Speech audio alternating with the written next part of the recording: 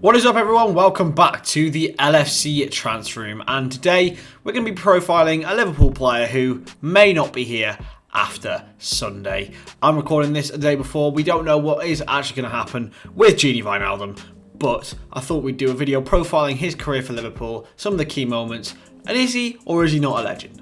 Before we get into it though, make sure you subscribe to the channel. Get us to 850 subscribers, that would be unbelievable. Let's get into it.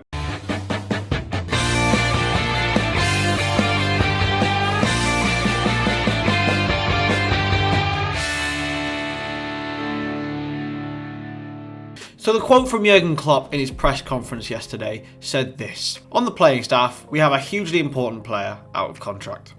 It is hard to write because you never say never. And at the time of writing this, he has not confirmed his intentions for next season. But I must recognise him, just in case it is his Anfield farewell. Gini Wijnaldum, an LFC legend now and forever. What this person, this wonderful, joyful, selfless person, has done for our team and club, I cannot sum up my words in truth because my English is not good enough." So that's Klopp talking about Gini Wijnaldum, but should we remember him that way? Let's have a look through his career. In 2016, Liverpool signed Gini Wijnaldum from relegated Newcastle United for £25 million. Wijnaldum had scored 11 goals in 38 games for Newcastle, playing mostly as an attacking midfielder and a left midfielder. He also scored 4 in a 6-2 win over Norwich under Steve McLaren. But it wasn't enough for the Magpies to stay up after Rafa Benitez unfortunately took them down. But when Liverpool signed him, I can recall a feeling of, why? He's a player who's just got relegated. You know, he's never really done much apart from that one game against Norwich. It just didn't seem right in terms of we had Emre Can, we had Lucas, we had Henderson, we had Milner. It was a very confusing signing, but one that many people would get behind in the future.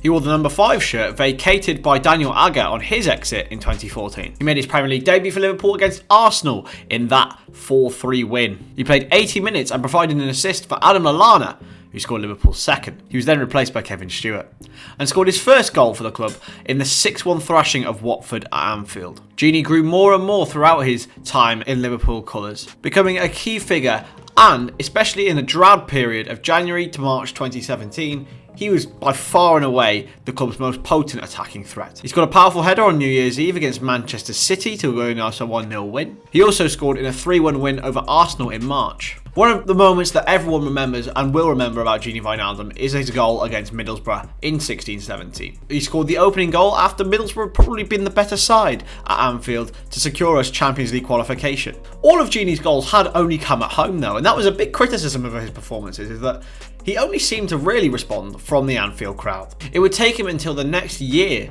2018, to score his first away goal, but it wasn't in the Premier League. It was in the Champions League. He was vital in the 2017-18 Champions League campaign. He scored against Roma at the Stadio Olimpico in the 4-2 defeat to ensure our place in Kiev. And he would follow that up just a few months later in September with his first away goal in the Premier League, scoring a header against Tottenham at Wembley. 2018-19 is going to be the season that everyone remembers most about Gini Wijnaldum. Not only for his brilliant performances as Liverpool came second, but more about the moment that he provided, the 2 moments that he provided. Having not started against Barcelona in May 2019, Wijnaldum was clearly frustrated and was eager to get onto the field. He replaced Andy Robertson at half-time with the Scotsman going off, and the rest is history. He fired home his first goal, which made it 2-0 to Liverpool and 3-2 on aggregate, and then nodded in a Xherdan Shaqiri cross with the Anfield crowd going absolutely mental. The next season was another big one for Gini Wijnaldum. He was nominated for the 2019 Ballon d'Or and scored a big goal in the 5-2 win over Everton. COVID happened, so the lack of fans, we couldn't see him lift the trophy. But last season, he was probably at his peak for Liverpool. He was a regular starter and an excelling performer in our Premier League win. This season, I would argue, for the whole club, for the team, for the club, has been a poor one. It's not been great. Wijnaldum, I think, in particular, has been affected. In a season where so many players have suffered injuries, it must be so difficult, especially with the schedule, to keep your form and fitness up. Unfortunately, Wijnaldum has become a figure of frustration amongst fans, especially myself, as those who watch the streams will know.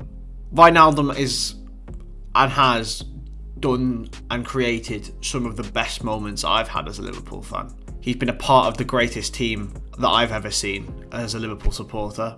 He was by far and away a key member of, like, an unappreciated member of Jurgen Klopp's team in the last 5 years. It's no coincidence that we've never finished lower than 4th. So he leaves Liverpool, or he likely leaves Liverpool, well respected.